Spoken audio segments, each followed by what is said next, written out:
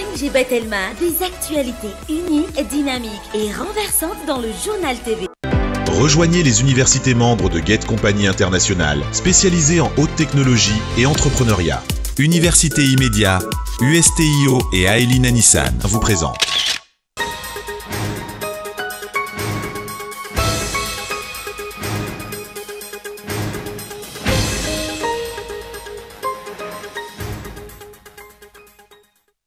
Vaolana maritra fa tsy vonjy tavanandro tony mahazatra no andrasan'ny vahoaka malagasy amin'ny mpitondra fanjakana manoloana ny famahanany olana famatsiana rano eto Antananarivo sy ny manodidina hoy ny mpanao politika.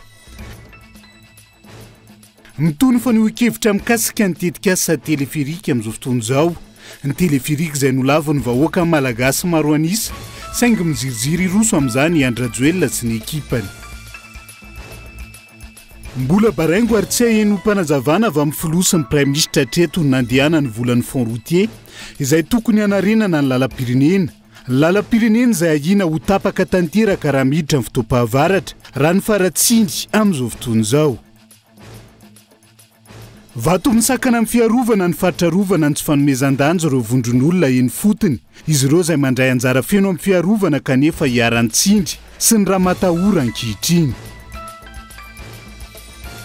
Any velany, 720 indray farafahakelin' Palestinianina maty androany, 420 naratra nandritra ny tifitra nataony ny tafika Israelianina tamina sekoly iray nandray an-tanan'ireo mpifindramona ao afovoan'ny bande de Gaza. Ny antsiprian'izay.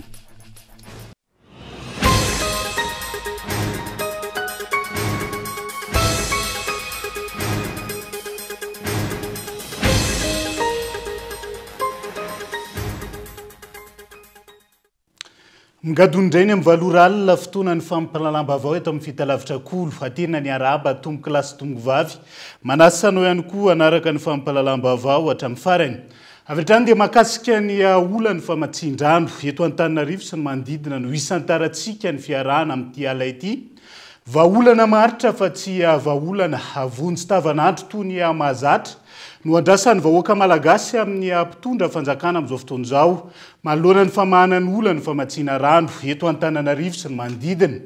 Tokony tetika asa lehibe amin'ny famatsiana rano no irosona fa tsy ny politika ny fisehoana ivelany fotsiny ihany toy ny vaolana raisin'ny mpitondra fanjakana amin'izao fotoana izao hoy ny antoko tsara tahafina tamin'ity andro an'ity Christian Dimby.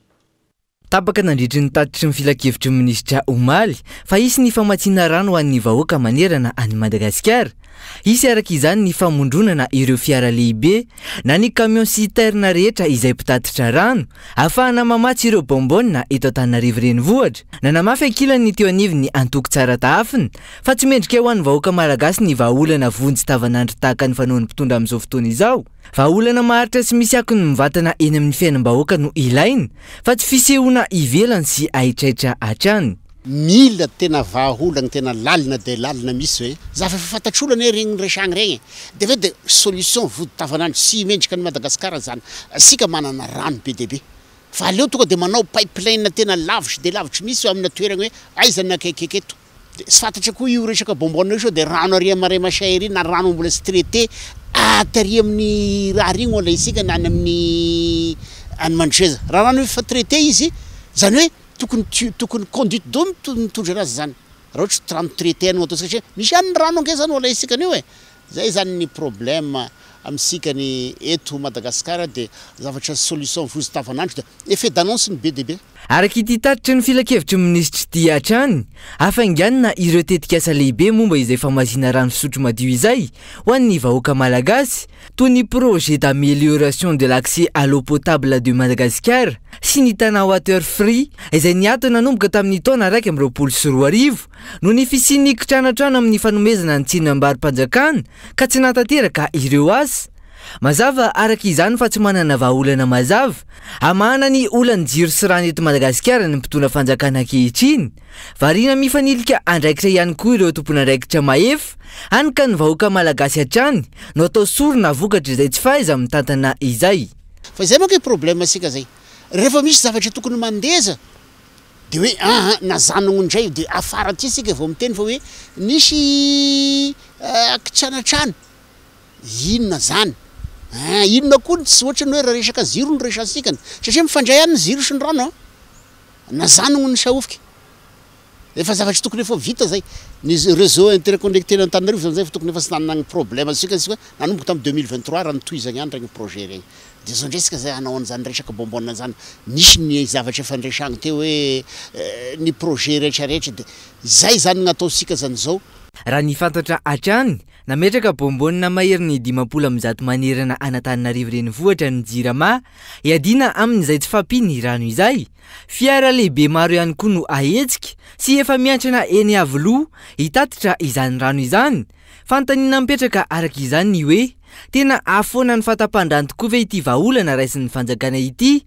ary tena rano fisotro madio tokoa ve no hotateriny sy zaraina isaky ny tokantrano fantanina mipetraka ihany koa no hoe raha toka ny taona 2024 no nitsinjaraina sy napetraka amin'ny faritra Mareta Antananarivo sy amin'ny commune manodidina sasany ireo simbe goavana misy 520 efa taona tioarina izany hoe ny taona 420 vao natsapa ny filoha fa mila fianona ireo simbe ireo ka nampiasa camion maromaro fanampin'izay raha toka tahaka izao ny zava-misy teto Antananarivo ny taona 760 matsaka rano eny amin'ny borne fontaine ny vahoaka Antananarivo nanomboka ny taona 760 hatramin'ny taona 12 kosa dia afaka nisitraka rano ny akamaroan'ny tokantrano teto andrenivohitra ankehitriny amin'izao taona 420 izao miverina ilahatra sy hitatitra rano avy amin'ny bonbonne indray ny ponina Antananarivo renivohitra zavatra tsy mbola nisy tao anatiny 80 taona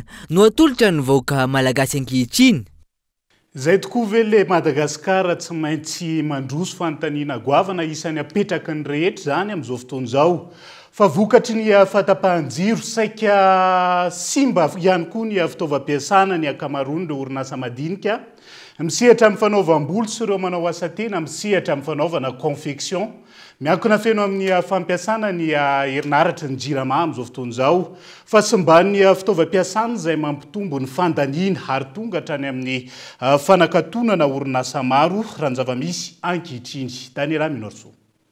Tsy misy tsy mitaraina no ny favoazana teriky ny fatapahan-jiro avokoa amin'izao fotoana ny akamaroan'ireo orinasa madinika sy manao asa tena miankina feno amin'ny fampiasana ny herinaratra ny Jirama itontsika izay fatapahan-jiro lavareny izay isany mamotika ny akamaroan'ireo fitaovana ampiasaina amin'izay asa tao fa ihany koa lasa mampitombo ny fandaniana ny akamaroan'ireo fitaovana ampiasaina raha teo rehefa simba izay tsy azo ambalina intsony ka tsy maintsy mividy fitaovana vaovao indray hoy ireo mpisehatra amin'ny fanaovana volo na coiffure nanaovana fanadidinina.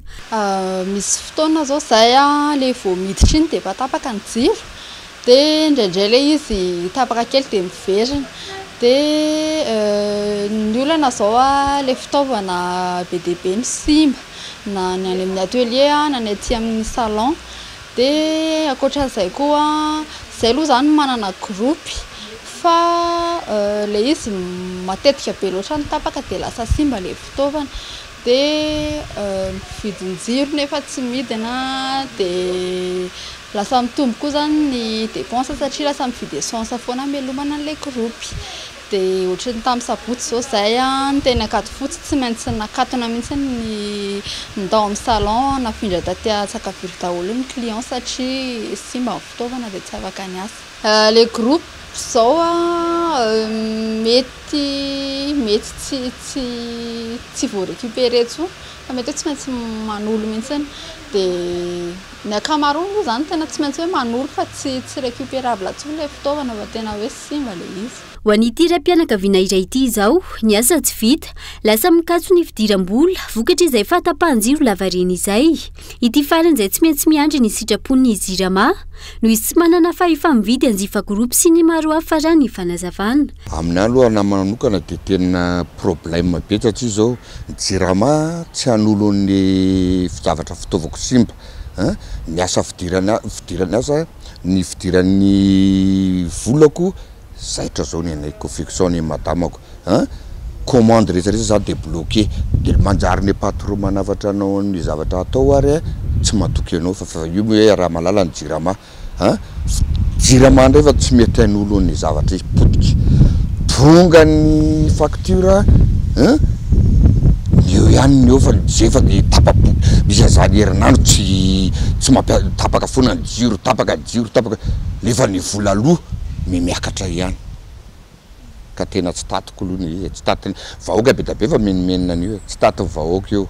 Raha ireo fampanantenana nataony filohatra amin'izay tsy azo ny tenenany sy ny vahaolana matotra ahafahana mamahy olana ny fahatapahan-jiro io eto amintsika ho hiatrany ireo fanehoan-kevitra. Ny famahana ny olana ny fahatapahan-jiro izay tsy vita ny vava fotsiny ihany fa tokony arahana sara ny fanazavana trany. Mikasika ny famatsiana jiro rano fa mitohy hatrany ihany koa ny fanehoan-kevitra mikasika ny tetikasa teleferika. Ity tetikasa ity izay nilavany vahoaka malagasy maro anisa saingy miziriziry iroso amin'izany hatrany Andry Rajoelina sy ny ekipany amin'izao fotoan'izao ka eto Andriatsilavo. Maro ny fanehoan-kevitra, maro ny sakana ary maro ihany koa ny sosikevitra naroso manoloana ilay tetikasa teleferika izay irosony ny mpitondra fanjakana anjambany hatr'izay ka hatramin'izao. Efa samy nanao antsoava avokoa ireo mpitondra fivavahana, fikambanana, sekoly, olom-pirenena, firaisan-mony-pirenena, mpanao politika sy ny sisa ka nilaza fa tsy ao anaty laharam-pahamehana ho antsika eto Madagasikara io tetikasa io. Misy problème meto rano, misy problème meto jiro, misy problème meto ny lalana, misy problème meto ny insécurité, misy problème meto ny pollution Antananarivo noho ny fako tsy zany ny mamaika an'Andriamatoa Rajoelina sy ny gouvernement Antsay Christian fa teleferika. De hitantsika zany zao fa mipotra avokoa zany sakana rehetra zany satria ahoana zany ny fampiarana an'ilay tetikasa raha lany ny vola misy transparence ave makasika an'izany mba misy fahitsiana ara-pitantanana ave ataon'le mpitondra amin'izao fotoana zao miresaka ny makasika ny amin'ny hoe raha 150 millions d'euros le izy de zao aloha ny apahany voalohany no lany tamin'ny teti-bolana ampiasaina. Aza dino angefa vola indraminy fanjakana malagasy le izy ary zana enao de samy mandoa an'io vola indraminy io. Ny zanako ny zafikely koa raha afaka pitso de mbola mandoa an'izany vola indraminy zany. Tsy hivina trano fa vola manodidina ny 70 na 570 tapitrisa eo amin'ilay vola 2,50 tapitrisa euro ny indramina no efa lany tamin'ilay zotra volomboasary izay mbola tsy mandeha hatramin'izao fotoana. Ary efa 3 volana izay no efa nanomboka namerina ny volana indramina anamboarana io teleferika io ny vahoaka malagasy. Saingy tsy nisy fampahafantarana mazava, tsy nisy mangarahara ao anatin'izany rehetra izany. Ankoatrany tsy fisiny mangarahara, kitotoa avokoa ny fomba fitantanana ny firenena sy ny asa irosony ny mpitondra fanjakana eto amintsika. Tena mampalahelo mihitsy zany ny fomba fitantanana an'ity firenetsika ity satria de kitoto ohatr' zany hitatsika izao barea de eo ihany nanolona ny anarany fa nandanina 77 millions de dollars rehefa aveo tsy homologueny ny fédération africaine football de zany ny kitoto ataony ny fanjakana. De io ndray izao miteny ame vahaolana makasika ny rano de Andriamatoa Rajoelina zany tsy mitsahatra ny mitondra lainga ho an'ny olom-pirenena malagasy amin'izao toetra raha misy eto amin'ny fiainana firenena zao tsisy fomba andikako azy fa de tena hoe mitondra lainga. Ny fanontaniana mipetraka hatrany de ny hoe fifandrifian-javatra ve ny fampianana ny volan'ireo ministera tao anatin'ilay teti-bolam-panjakana nasy-panitsiana farany teo sy ny famerenan'ny fanjakana malagasy io volana indramina io. Tena io firosoana amin'ny teleferika io ve ny vahaolana arosy ny mpitondra fanjakana amin'izao fasairanana mianjady amin'ny vahoaka malagasy izao. Ny jiro tapaka lava, ny rano tsy misy, ny tsy fandrimpahalemana miha mahazo vahana, ny vidim-piainana tsy mitsaha miakatra sy ny maro hafa. Tsy vola very fotsiny ihany ve izany tetikasa, voalaza fa misy olana ara-teknika sy ara-boly zany amin'izao fotoana ka antony mampiantona azy taorian'ilay fisehosehoana mialohany ny fankalazana ny 20 jona farany teo. Fanontaniana mila petraka sy andrasam-baliny avokoa zany ho anatrehany zava-misy eto amin'ny firenena amin'izao fotoan'izao hitatsika eo ihany valany mahakasika zany moa raha mahazo ny mpanao gazety ao anatin'izay fa zava-dehibe ny sy ny demokrasia sy ny fahalalahana maneho hevitra rehefa vanim-potoana ny fifidianana toy izao ho ny teo anivon'ny Transparency International. Antony namoahana ny andiany fahatelo amin'ny aifidy torolalana amin'izao akatoko ny fifidianana be ny tanàna sy mpanolotsain'ny tanàna izao. tohizana ihany koa ny antso amin'ny tokony anaovan'ireo kandida ny tatitra mahakasika ny loharanom-bola ampiasaina mandritra ny fampelezan-kevitra ao anatin'izay fividianan'izay ny alarany avison. Isiny fifidianana madio sy mangarara lavitry ny kolikoly sy anjakan'ny demokrasia eto amin'ny firenena amin'izao akatoko ny fifidianana abentanana hasipan'olotsaina ny tanàna izao natolotry ny Transparency International Initiative Madagasikara tamin'ny fomba ofisialy androany ny aifidy bentanana hasipan'olotsaina andiany fatelo ity aifidy natolotra ity rehefa avy namoaka tamin'ny fifidianana filoham-pirenena sy tamin'ny fifidianana solombavambahoaka. Tsy mbola misy ny fanadihadiana natao tamin'ireo aifidy roa voalohany fa mitohy hatrany ny fampianarana ireo olom-pirenena aifidy mandritra ny fifidianana raha ny fanazavana. Aloha tsy orina fa mbola tsy afaka nanao fanadihadiana zahay satria ny ezahana naparitaka amin'ny olom-pirenena aloha zay fotsiny aloha le tanjo atao anatin'ilay izy aloha zany tena mbola le fampianarana fampatongava-tsaina an'ireo olom-pirenena. Atao hoe mbola ao anatina sehatra sy atao hoe fazy mbola nazo lazaina ihany koa hoe mampianatra tsika mbola maro be ny atao hoe ny fanabeazana mantsy mandeha tsikelikely dia le fanabeazana izay zany ezahany hoe ampahafantarina aloha le olona tena ampahafantarina indraindray mety misy na omena ao an'ity rehefa fanatika be izy hoe ny ihany na omena ao an'ity ary izy dia zay zavatra izay zany mbola anatina atao hoe vanim-potoana mbola manandrana ihany tsika aloha miezaka mampitany tokony mampitaina fa averiko. Akoatra izay, isan'ny mbola anaovan'ny Transparency International Initiative Madagasikara atsisika hatrany ny tokony anaovan'ireo kandidat tatitra ny loharanom-bola ampiasain'izy ireo mandritra ny fampelezan-kevitra. Fa misy ao anatin'ny lalàna 2018-008 izay mitaky amin'ny candidat hoe manao an'izay tatitra ara-bola izay izy. Izay mahatonga anay zany androany manentana an'ireo candidat rehetrarehetra izay mbola tsy nanao an'izay tatitra ara-bola izay hanao an'izay eo anivon'ny CCFVB satria tena ilaina izay amin'ny tontolon'ny fangarahana. Ary koa mba ampiseho zany amin'ny olom-pirenena fidy azy fa dia tena te hampanjaka an'izay izy amin'ny zavatra rehetrarehetra izay tantaniny. Amin'ny eo anivon'ny CCFVB moa zany tena manana n'izay hoe chiffre exact izay fa raha ny azonay aloha dia mbola vitsy dia vitsy ireo candidat nanatanteraka an'izay tatitra izay ary efa taraiky satria araka ny teneniko teo tokony hoe 3 volana ao aorianan'ny fampahafantarana amin'ny fomba ofisialy ny voka-pifidianana zany hoe efa ho herintaona zany ho an'ireo candidat filoham-pirenena rehefa tokony tamin'ny septambra lasa teo ho an'ny candidat solombavam-bahoaka zany. Tsy mifanalavitra amin'ireo efa anavoaka tany aloha ihany ity andiany fahatelo amin'ny aifidy torolalana izay hanavoaka ity raha ny fanazavana ny aifidy izay amparetaka amin'ireo komuna misy 5 sy 900 amin'izao fifidianana bentanana sy mpanolo-tsaina izao. Tsy voatery andany vola be ny fanamboaran'ireo lalana simba eto andrenivohitra amin'izao fotoana izao. Ho ny kandida larina faharoa avy amin'ny antoko Tia Tandrazana Tahina Razafinjoelina izay nijery fotony zava-nisy tetsy amin'ny Vadobe 7.20 hektara Omaly. Porofo izao fa vonona ny kandida ary voafeny ny asa sy andraikitry ny bentanana ho ny filohany antoko malagasy miara-miainga. Niara-dita amin'ity kandida ity teny antoerana. Azo atao tsara ny manamboatra ireo lalana simba eto Antananarivo renivohitra amin'ny vidiny tsy lafo kanefa tsara kalitao. Misy ny orinasa malagasy manana traikefa 70 taona ny mahavita tsara ny asa. Na io atao rarivato na atao tara arakaraka ny toetry ny arabe sy ny toerana misy azy. Dia azo tanterahana tsara hoy ny kandida Tahina Razafinjoelina izay tonga teny amin'ny Vadobe 67 hektara Omaly alina miaraka tamin'ny teknisianina sy ireo mpiara-miasa akaiky aminy nijery ny zava-misy. Tentsika tamin'ny fandarana farany hoe misy vidiny mora dia mora efa ho ray ampahadiminy ny zavatra alohan'ny commune zavatra alohan'ny firenentsika mihitsy amin'ny fanamboaran-dalana dia tonga ety tsika andrefy aloha dia ho avoakantsika eo ny devis moa zany ny filaza azy dia ho hitantsika hoe marina tokoa ve satria isaorantsika ny orinasa izay manana maha izy azy efa 10 taona izy no mpanao lalana ary vonona izy nanome an'ireny vidiny ireny hoe 5,000 ariary ny metatra tora-droa amin'ny rarivato ary 7,000 ariary metatra tora-droa amin'ny tara dia efa nanao etude teto zao dia rarivato angamba ny tsaratsara kokoa dia ho avoakantsika eto zany ary ho apetraka amin'ny rapitso na ohatr'izay ny fangatahana eny anivony manam-pahefana hoe avelao ho amboarintsika ilay lalana amin'ny vidiny tena izy. Nojerena hoe aiza no simba. Natao ny fandrefesana nandritra ny fidinana ifotony ary isy ny dingana manaraka. Tsy mampanantena tsy misy isika fa rehefa zavatra ny tenenina dia atao hoy Tahina Razafinjoelina.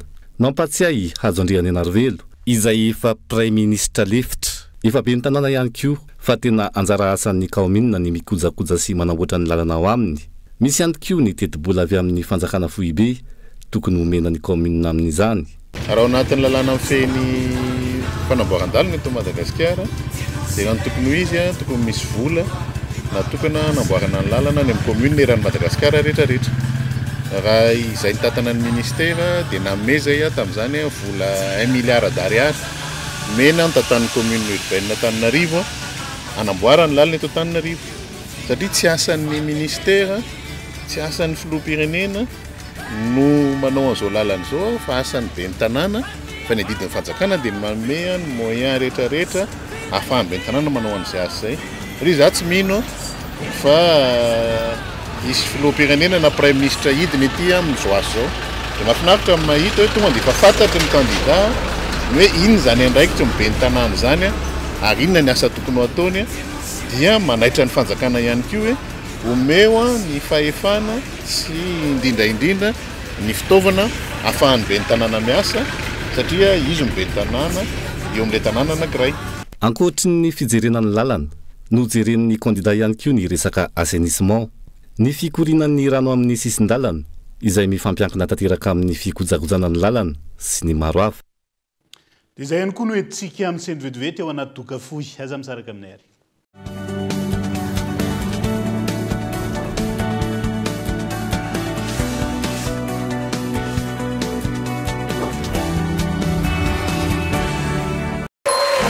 Fun Quiz!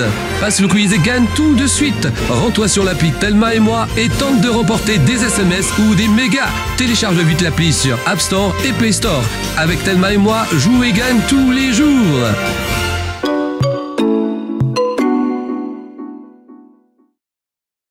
Rejoignez les universités membres de Get Compagnie Internationale, spécialisées en haute technologie et entrepreneuriat.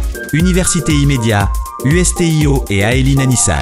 Plusieurs filières au choix: génie logiciel, développement web, applications mobiles, administration de bases de données, intelligence artificielle, robotique, cybersécurité, cinématographie, ingénierie du son, marketing digital, journalisme numérique, communication digitale, génie civil et énergie renouvelable, agrotourisme et hôtellerie.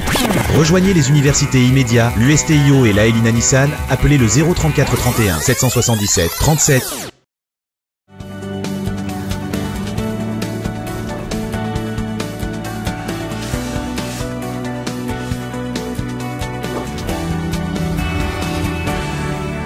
Manatitra ny arabatra ny tomboka lasy tombovavy tonga soa indray atao anatin'ny tapany faharoa amin'ny fampalalam-baovao amin'ny tiala ity. Iverenantsika vetivety ny mahakasika ny faratsin-dalana eto Madagasikara amin'izao fotoana izao. Mijanona ho baraingo tsy ahenom-panazavana avy amin'ny filosi ny prime ministre lehibe ny gouvernement hatreto nandehanany vola ny fond routier izay tokony hanarenana ny lalam-pirenena. Isan'izany lalam-pirenena faharoa izay isan'ny avokavoka Madagasikara oropana politika. Lalam-pirenena izay ahina ho tapaka tanteraka raha miditra ny fotoam-pahavaratra raha ny faratsiny amin'izao fotoana izao no jerena. Henri Florian. 5,700 kilometatra no mampisaraka ny Antananarivo sy Toamasina. Adiny 7 teo eo no anaovany taxibrosy izany lalana izany teo aloha, fa raha fiara matanjaka indrindra fa ny 4x4 irony navita izany tao anatin'ny adiny 5 sy adiny 9 monja. Ankehitriny kosa mila 470 ora be izao raha andeha taxibrosy miazo ny Toamasina mianga eto Antananarivo renivohitra. Raha fiara 4x4 kosa dia vitana adiny 10 eo ny dy. Tsy tafiditra ao anatin'izany ny mety ho sampona eny an-dalana toy ny fibanana ireo fiara vaventy amin'iny lalana iny. Tsy misy asa mandeha intsony ny fanamboarana ny lalam-pirenena faharoa iny amin'izao fotoana izao raha ny nambarandreo mpampiasa iny lalana iny fa nitrongotrongitsana ka najanona hatreo ny asa ary vao maika simba izany amin'izao fotoana izao indrindra fa ny eo Moramanga makany Toamasina. Atao anatin'ny 2 volana ho tapaka io RN2 satria efa misy eo anelanelany antsapanana sy apasimega misy zay dia efa misy lalana efa tapaka ary efa misy lalana efa mandeha ila ohatran'ny kirarony be minasy isany lalana any amin'iny lalana iny efa ela dia miampy an'izay anankiray efa miotsaka izay indray dia za mino fa tsy ho ela dia ho tapaka iny RN2 iny satria zay mba mody namboarina ny kikisana teo tsy fantako moa zany hoe reny ve zany ny tapimaso sa tsy fantatro tsony fa ny tena fanamboaran-dalana dia ny hoe manisy tara na manisy goudron dia izany ny zavatra tokony atao fa tsy kikisana dia itsahan'ny cylindre dia tonga ny orana tonga ny camion dia voamaika zava-doza noho ny teo. Nankaiza ny volan'ny fanroutier tsy ahenoan-teny ny premier ministre sy ny filoham-pirenena momba izany ny vahoaka izay mbola mandohatrany ny vola mirotsaka ao anatin'ny volan'ny fanroutier maraka ity androany ity saingy tsy hita ny anaovan'izy ireo izany vola izany. Zany no mampametra-panontaniana hoe mihodina makaiza zany le vola na lasa nakaiza le vola le fond d'entretien routier na ny fond routier satria ny vola dia mirotsaka ihany fa ny alehan'le vola tsy hita tsy misy tatitra mazava ny zavatra tokony iverenan'ny premier ministre satria premier ministre moa zany zao dia mbola reconduit eo indray dia ny tokony ambarany hoe aiza le 800 milliards d'ariary angamby izay raha tsy diso zay volan'ny fond d'entretien routier zay efa nisy teo dia nenatevina firy satria tsy misy hoe mijanona eo iny fa tokony isy tombony isy fanampiny amin'izay rotsaky ny mpanjifa ary azadino fa par litre ny vola mirotsaka makasika niny fond d'entretien routier iny dia hatreto aloha zany dia sady tsisy tatitra mazava ny tsy hitany teo aloha tsy hita koa ny teo aoriana makaiza zany le izy azafady raha miteny an'ity hoe makany aposiniza zany ny vola. Amanaliny maro ny mpitatitra sy ny mpandeha miandrandra fatratra ny isian'ny asa fanamboarana ny RN2 indrindra eo an-tsampanana hatrany Thomasana. Fanirian'ny maro ihany koa ny anamboarana ny lalana mampitohy ny Thomasana 9 Atsinanana lalam-pirenena fahadimy. Tsy fanamboarana ihany no ilaina fa ny fikolokoloana ihany koa. Anisan'ny lalana be mpampiasa indrindra eto Madagasikara mantsy ny lalam-pirenena faharoa ka tsy laozana izay mety hisy fahasimbana indrindra amin'ny vanim-potoana ny fahavaratra. Nanaitra ny maro ihany koa ankilan'ny filan-kevitry ny minisitra ny androny omaly ariva fa ny fanamboarana ny lalam-be migodanina ny autoroute indray no nomena toromarika ny amin'ny iazakazana amin'ny fanamboarana azy fa tsy ny fanarena ireo lalam-pirenena maro izay potika amin'izao fotoana izao. Ho fanamafisana ny fahafahan'ny mpanao gazety manao ny asany araka ny tokony ho izy. Atsangana ny sampana fiarovana ny mpanao gazety na cellule de protection des journalistes. Ity sampana ity izay andraikitra maimaim-pona ny fanomezana torohevitra sy fiarovana avy amin'ny solovava, ny tohanara-tsaina sy moraly avy amin'ny psikologo an'ireo mpanao gazety, voatohitohina amin'ny zony sy notoriana eo am-panatanterahana ny asany. Daniela Minotsono mitatitra ny Antsiprian'izay. Tsy afaka manao ny asany araka ny tokony ho izy, tsy afaka mampiatra ny fitsipitondran-tena sy ny fitsipiky ny asa na ny etika deontologia ny akamaroan'ny mpanao gazety ankehitriny no ny tsindry politika sy herisetra ny falenjehana na fitoriana mety hiatra amin'ny reto farany ho ny teo anivo ny ONG Ilotsira. Ho fiarovana ireo mpanao gazety eo am-panatanterahana ny asany araka izany, atsangana ny cellule de protection des journalistes na ny sampana miaro ny mpanao gazety hiaro azy ireo amin'ny endrika tsindry sy herisetra mety hiatra amin'ny reto farany. Efa miezaka ihany ny olavitra ny mpanao gazety mitondra ny fanampiany sy ny fanotronana amin'ireny hoe tranga fanenjehana mpanao gazety sy ny herisetra mety miseho amin'izy ireo saingy ny tsaba dia voafetra ihany raha tsy ilaza avatsy ny hoe noeto-manana marina fa misy ny tolokevitra mikasika ny lalàna ohatra meny conseil juridique fa rehefa tena eo amin'le hoe mila mpisolovava mila any amin'ny fitsarana ny raharaha dia eo somary manahirana ihany ary raha mahalala raha teo fa na ho an'ny mpanao gazety na mety ho an'ny sampanasa hafa mbola sarotra mifakana mpisolovava zany no ny vidiny zany sy ny oeti-manana izay na tonga ny tsera hoe raha mahita mpiara-mboninantoka dia ho atsangana ilay cellule de protection ahafahan'ny journaliste na mpanao gazety rehetra tsisy akanavaka ninona mety ho foronana ara-politikany misitraka io fanampiana sy fanohanana io zany. Raha misy ny fiakarany raharaha fanenjehana ireo mpanao gazety ny nivo ny fitsarana, maimaim-pona ny fanomezana mpisolovava ho azy ireo raha ny fanazavana trany. Iandraikitra feno ny fanapahana mikasika ireo tranga fanitsakitsana ny zony ny mpanao gazety, ny fikirakirana izany ao ohatrin'ny fikonan-doha ny mpikambana rehetra, izay ahitana ny Ilotsira, ny OJM, ireo kabinetra mpisolovava sy mpandalina etoetra sy fisainana, ary sampana mpanaramaso ity sampana miaro ny mpanao gazety ity. Mitoetrany ny fampivoarana sy fanomezana fahafaham-po ireo mpanjifa amin'ny première agence de microfinance sy ny fidirana ao anatin'ny tontolon'ny digitalisation amin'izao fotoana izao. Notokanana araka izany ny fitoerana vaovao ny PMF eny Ivandry ary narahana fampafantarana ireo tolotra vaovao ho an'ny malagasy onona saina.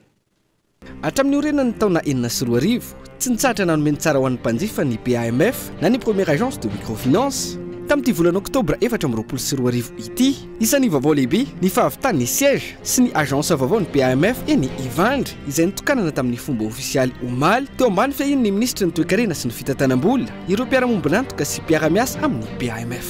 Ny tanjona moa zany dia amatianina bebe kokoa hatrany ny fifandraisana amin'ny mpanjifa satria fantarintsika moa fa ny vahoaka malagasy zay 28 millions nisany manana droit de rôle izy ireo hisintaka ny tolotra rehetra na amin'ny fametraham-bola izany na amin'ny findramam-bola dia izany rehetrarehetra izany natonga anay nametraka eo anivon'ny ezakanay ny fanamorana ny fisintahana sy fametrahana vola zany dia miroso be deaibe zay amin'ny fanaovana numérique digitalisation aux isika. Ce siège est sur 2 niveaux et nous avons fait en bas une agence digitale, entièrement digitale, qui est un peu la vitrine de la PMF, qui montre à tous nos clients ce que nous sommes capables de faire au niveau services financiers, services digitaux. Nos ambitions, c'est toujours de servir le maximum de Malagasy, le maximum de clients à Madagascar, et cela se fait à travers l'ouverture de nouvelles agences. Affilié amin'ny ACFED na ny Fonds Aga Khan pour le développement économique ny PAMF, miditra ao anatin'ny tontolon'ny digitalisation ho fanamorana sy fanafainganana ny raharaha ilaindreo mpanjifany. Mandray anjara lehibe amin'ny fiarovana ny tontolo iainana ihany koa amin'ny fanohanana ny angovo-maitso.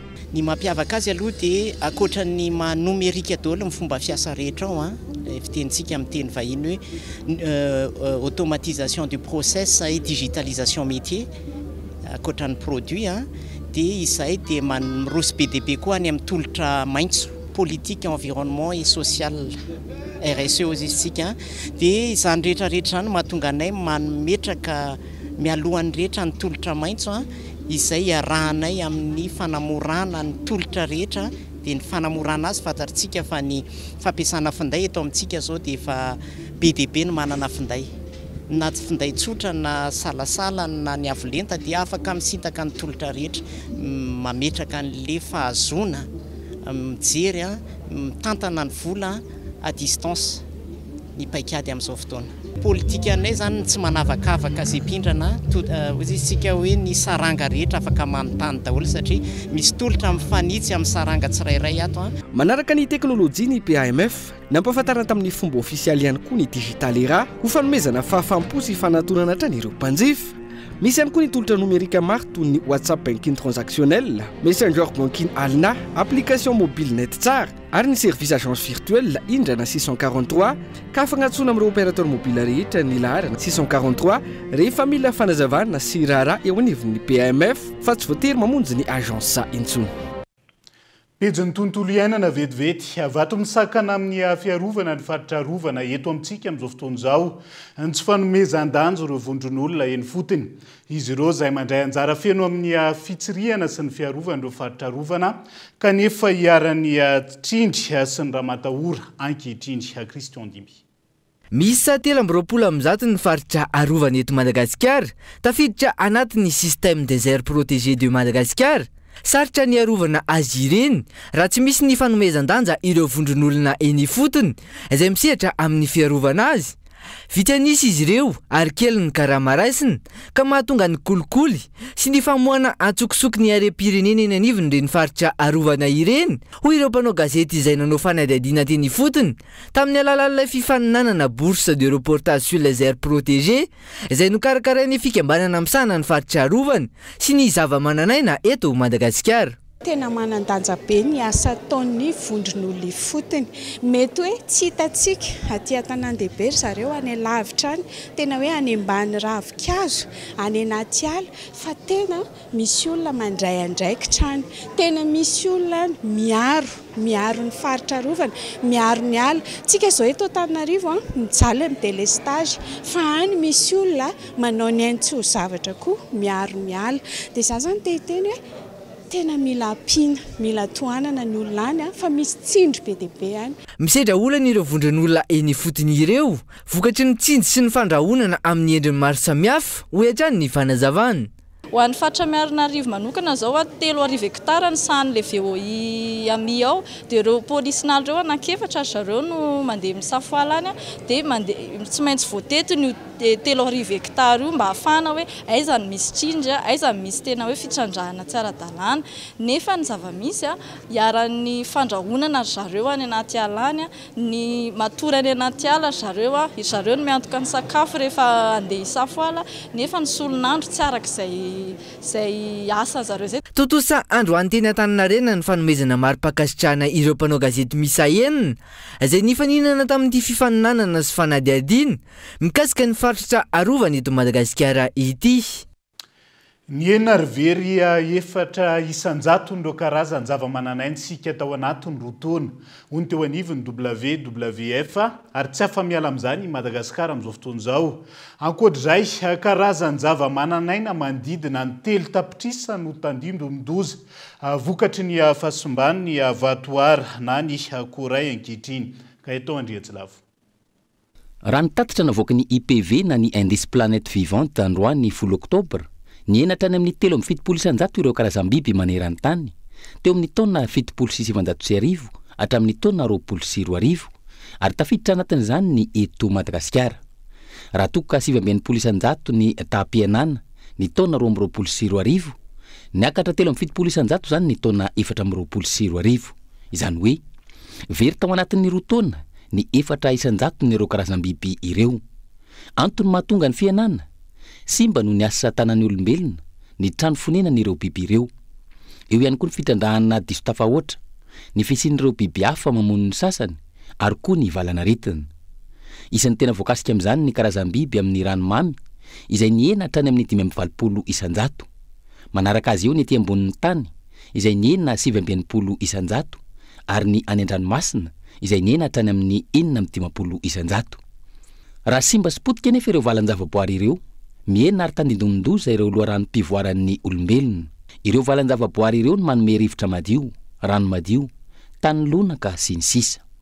Ny fampitehany ala, ny fahasimban'ny vatoara no isan'ny miteraka fahavoazana goavana indrindra ho an'ny fiainan'olombelona.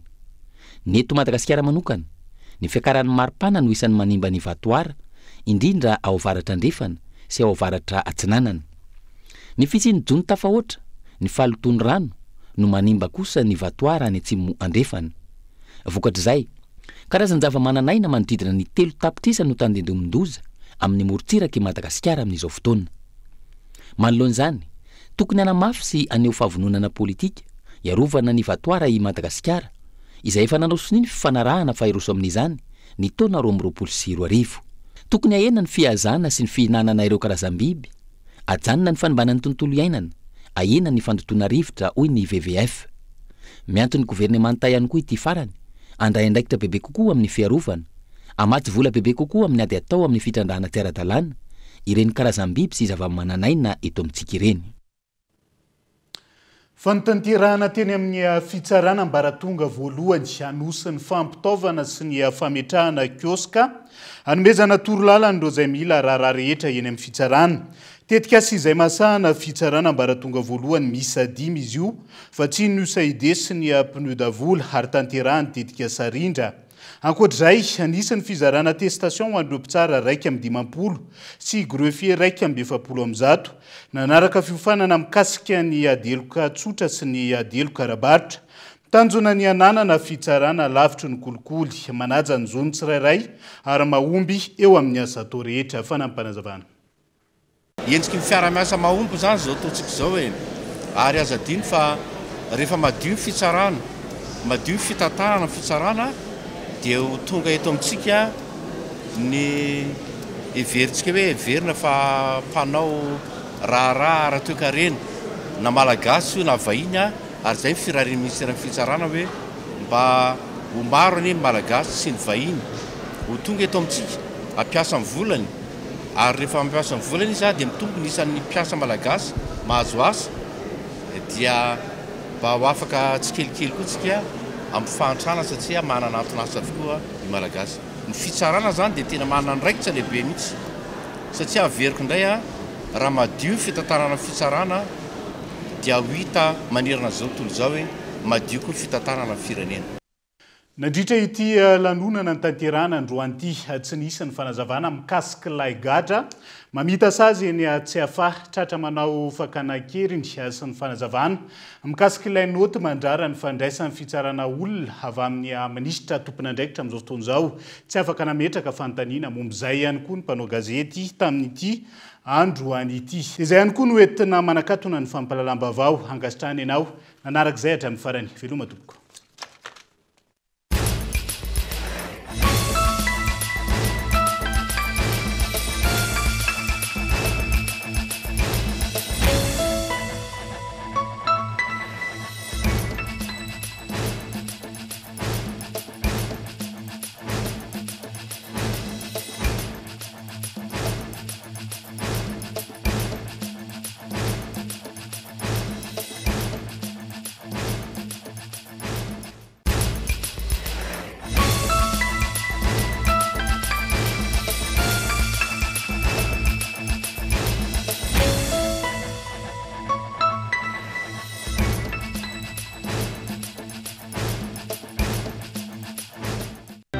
Rejoignez les universités membres de Get Compagnie Internationale, spécialisées en haute technologie et entrepreneuriat.